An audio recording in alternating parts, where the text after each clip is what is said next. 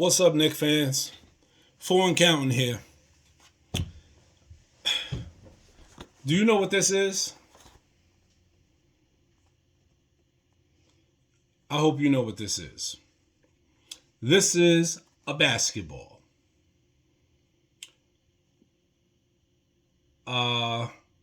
It's played throughout the world. All, you know, all the continents basically, except for Antarctica. This is a basketball. I just finished watching one of the most putrid performances I've ever seen. I'm from Queens, New York. I played high school basketball, recreational basketball, 1 year in college. I've never seen anything as bad as the New York Knicks. A lot of people have commented regarding the Knicks, regarding what I've said about the Knicks. I hope now you see what I'm talking about. And I'm not coming at anybody or being overly aggressive or anything like that. I don't even curse. I try not to curse. But that was fucking horrible. Horrible. To be up 28 points, then Brooklyn makes a run, the Knicks answer with the help of Emmanuel Quickly, because he was the only one that seemed like he had a fucking pulse in the second half. And then they go into the fourth quarter, I believe up 16, at home, against Brooklyn, a team that I can't stand. And they fucking lose the game. They lose the game. Julius Randle shooting fucking fadeaway, one step back fadeaways and shit. You're 6'9", dude. Go to the basket. Why are you afraid of contact? If you're afraid of contact, you do not need to be on the New York Knicks. Period. They said Tom Thibodeau favors Julius Randle and lets him get away with things and stuff like that. That's obvious. You can't have your star player shooting step-back fadeaways and jump shots in the fourth quarter when it comes down to the game being on the line, which it never should have been in doubt. But these are the Knicks that we're talking about. These are the New York Knicks. This is the product that Leon Rose chose to stay with and stand pat during the NBA trade deadline.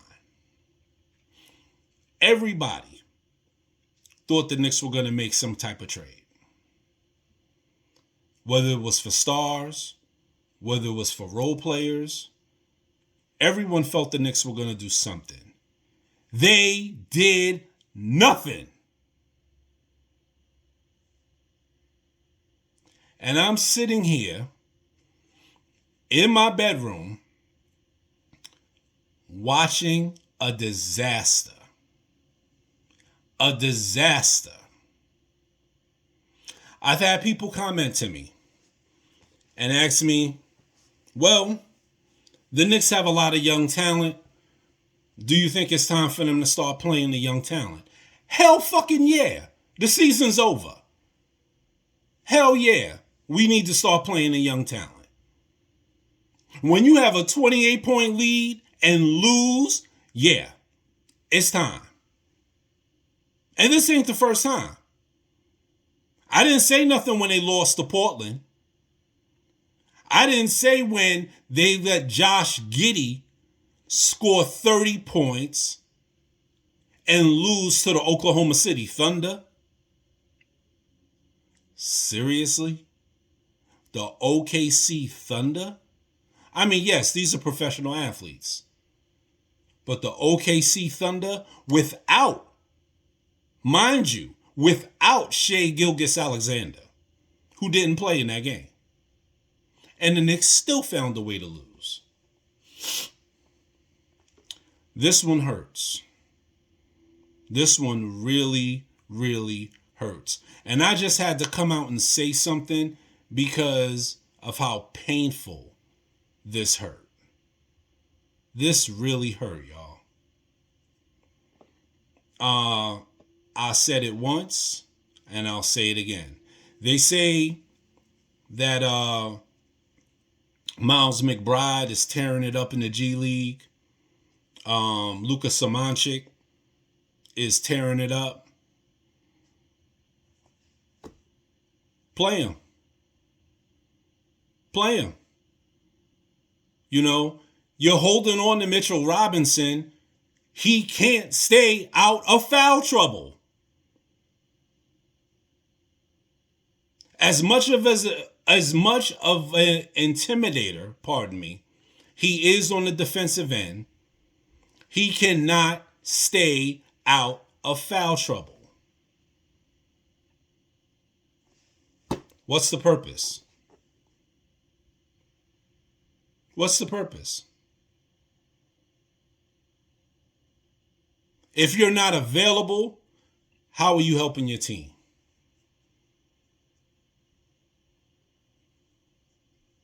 The best ability is availability. Julius Randle, shooting step-back fadeaways. You're not Luka Doncic. Drive the ball to the basket. Evan Fournier, we're not even going to go there with him and his shooting stroke. I mean, you talk about a man who's making in upwards of $15 million a year, and I don't clock people's money. That's not my job. But you really think Evan Fournier is earning his money? They should have left his ass in Boston. And Kemba Walker, I was so happy that Kemba finally decided to come home to New York. Even though I felt it was 3 years too late, I was still happy because I felt he could provide some stability.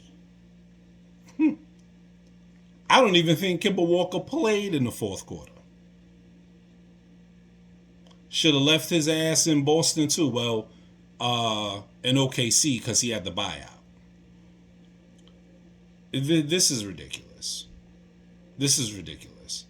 And if Leon Rose chooses to stand idly by in the offseason and not make any moves, shame on him. And then shame on us for being Knicks fans, for being loyal, and for watching this horrible ass team. Right now, they're trash. And this is why I was saying what I was saying earlier when I was talking about trading the players that I was talking about trading, because they had some sort of value. What are you going to get for Mitchell Robinson? What are you going to get for him? Honestly. What are you going to get for Alec Burks? What are you going to get for Kemba Walker? What are you going to get for Evan Fournier? What are you going to get for him? You're not going to get anything for them. So now we're going to be stuck with the same freaking players or taking somebody else's role players. For what?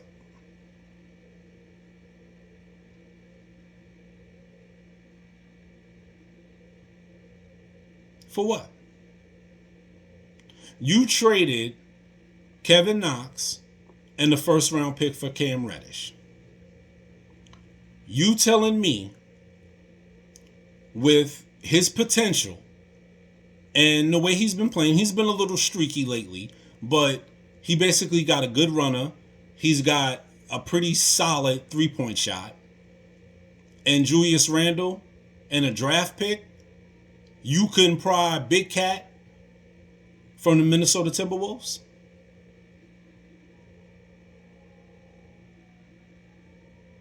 You couldn't have packaged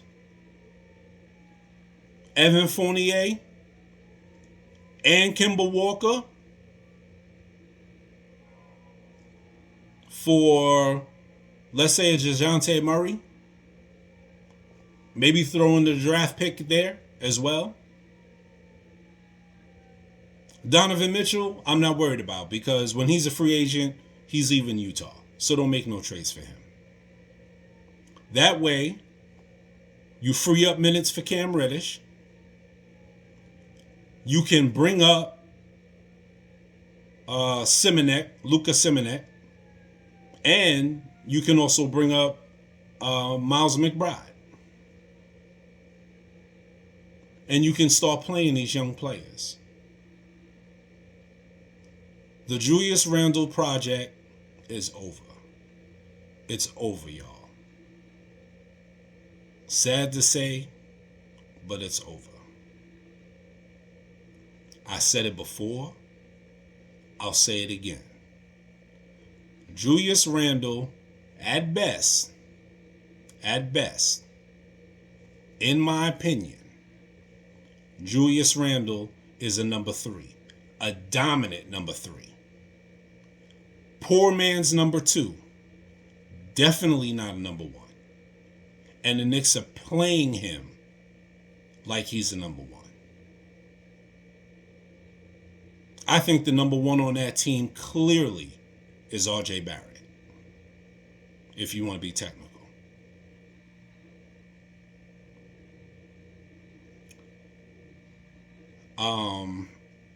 This really stings.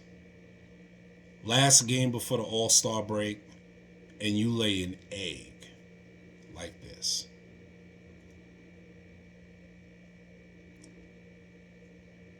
I mean, Cam Thomas, he was electric. I mean, hitting his fadeaways, step backs, pull-ups. He did it all in that fourth quarter. Him and LaMarcus Aldridge. They let Andre Drummond. Now, don't get me wrong. Andre Drummond can be a dominant rebounder. But he pulled 19 boards. 19. I think when they took him out, he had 19 boards. 4 of them were offensive. Really? What the fuck do you have Mitchell Robinson for? What is he there for?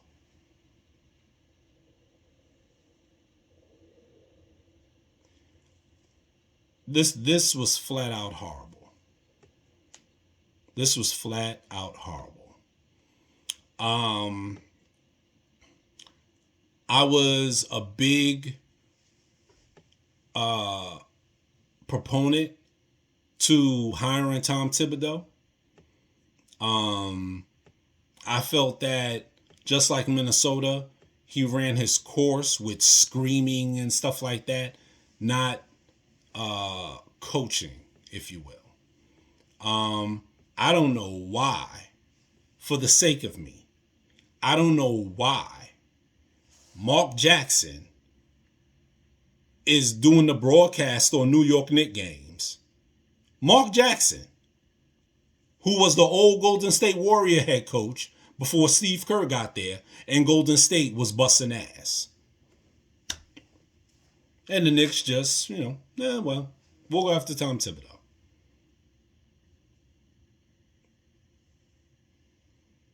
I see. This is the product that you chose to stay with.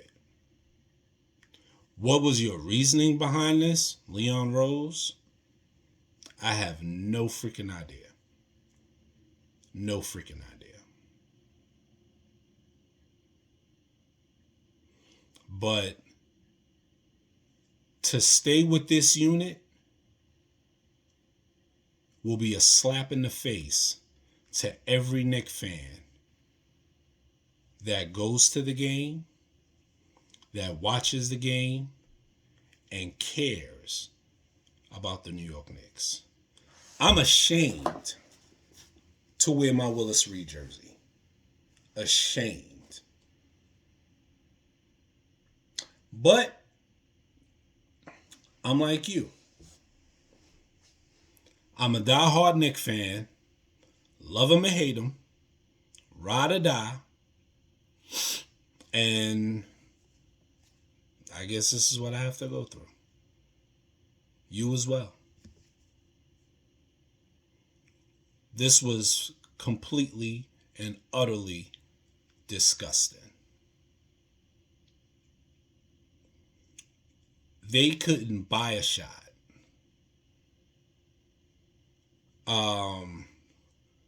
Wide open threes, miss. You know, some shots contested, threes contested, but you're professionals. That's your job to either make it or draw a foul.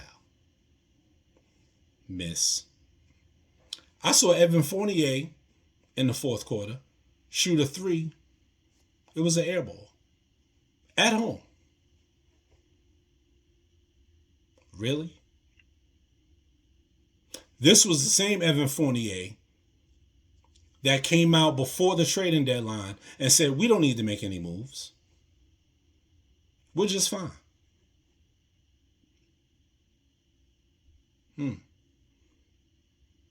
You shoot a three and it's an air ball. And you're 6'7", 6'8". Really?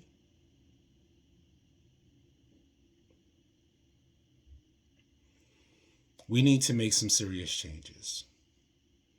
Some serious changes. I don't want to see Emmanuel Quickly go. But if you're talking about bringing in Karl Anthony Towns, I'm all for it. I'm all for it. If somebody's willing to take Kemba Walker, Evan Fournier, and a draft pick for, let's say, DeJounte Murray, I'm all for it. And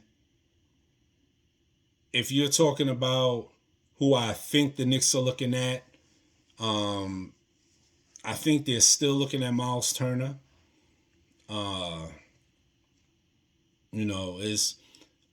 I don't think it's logical that they're going to bring Kristaps Porzingis back. I would have loved to have him back on the Knicks. I mean, he does have injury concerns in history, but he's 7 feet tall, easy. Can shoot the three. Doesn't run the floor very well, but runs the floor. But that's neither here nor there. But I still think they're looking at Miles Turner. But Miles Turner isn't going to save this team. Miles Turner is not the answer. We needed a stabilizing force when the Nets were making that run at the point guard position. We needed a DeJounte Murray. I'm so happy to hear that Donovan Mitchell wants to come to New York because we need a legitimate closer. We need a legitimate number one. We need that guy that'll step on your neck and close the game out. We need that killer instinct guy. And I think Donovan Mitchell is it. I just hope that the Knicks don't give up the farm to get him, like they did Carmelo. And set him up for failure because you traded everybody away. You traded away Raymond Felton. And you traded away Danilo Gallinari. And you traded away draft picks and things of that nature. I hope we learned from that. If Donovan Mitchell really wants to come here, wait till he's a free agent and let him come here. or he can force his way out like so many other players have. But this product that they're putting out now is putrid and it's disgusting. I don't know what else to say. Um, this was a real tough pill to swallow. Tough pill to swallow. Um,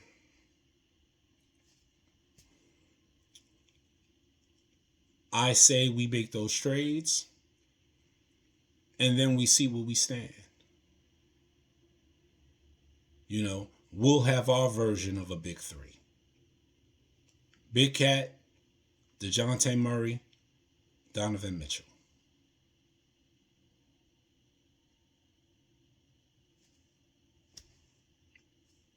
Why not? It can't be any worse than what we're putting out there right now. Because what we're putting out there right now is a flat out joke. It's an embarrassment and it's an insult. And I know things happen. I know guys are playing hard. But you shouldn't be out hustled at home. You shouldn't have loose balls. You should be winning loose balls. You shouldn't be losing them at home.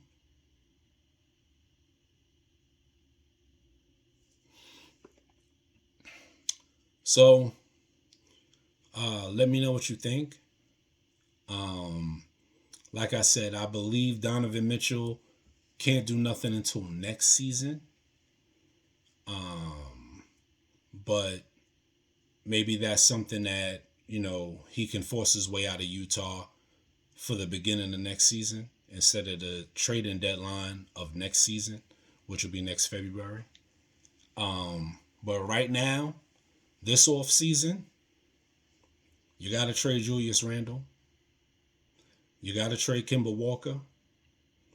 You got to trade Evan Fournier. And in my opinion, you got to trade Mitchell Robinson because he's unrestricted this summer. So you got to do something.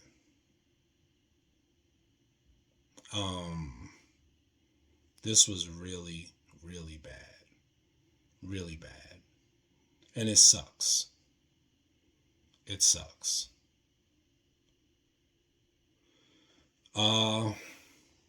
Then, let's say you bring those guys in. Let's say you bring in the DeJounte Murray. Let's say you bring in the Big Cat. Let's say you hold off on Donovan Mitchell. Now, you could play Cam Reddish at the 2. Or you could play him at the 3 and play RJ Barrett at the 2. Now Cam Reddish gets his minutes. Obi Toppin, who shows a lot of flashes. Now he gets his minutes. You still have Nerlens Noel on the team. You still have Taj Gibson on the team. Whether you trade for Miles Turner or not, I don't know. But you still have some sort of defensive presence with Nerlens Noel. As far as blocking shots and things of that nature. You still have Derrick Rose on the team, providing a stabilizing force as a backup. You'll have Quentin Grimes, who'll be backing up Cam Reddish or RJ Barrett in a rotation. So he'll get his minutes. You have Luka Samancic. He'll be subbing for Obi Toppin. Subbing for Nerlens Noel. He'll be getting his minutes. Jericho Sims. He'll be getting his minutes. So this is a trade, but it's trade aspects that we can use to get younger, which is key. And we can also infuse some of our young talent in the rotation to get minutes, play, and hopefully get better, which is way more than what I see them doing now. What they're doing now is disgraceful. Um, but I think personally, we made a mistake by not making any trades because I think we're going to give up. We're going to have to give up a lot to get these players if we go after them, to get them in New York Knicks uniforms, because the players that we do have, their value has dropped so low. So low.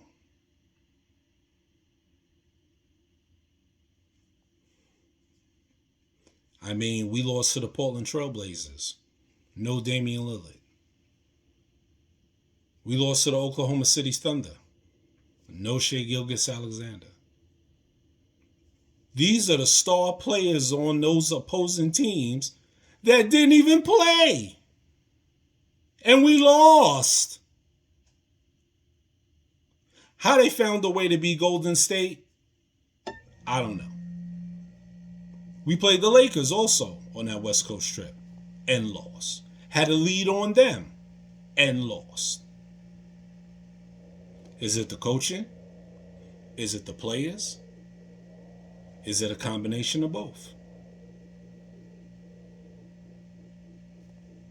What do you think? I'd love to hear it.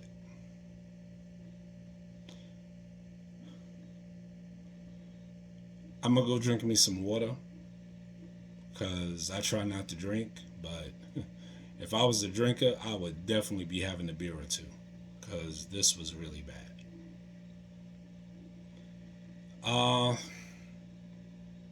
Let me know what you think. Leave your comments below. I'm just like not in it right now. I'm just really distraught. Leave your comments below. Tell me what you thought of tonight's game. Tell me what you think of the Knicks in their present state and what you would like to see them do.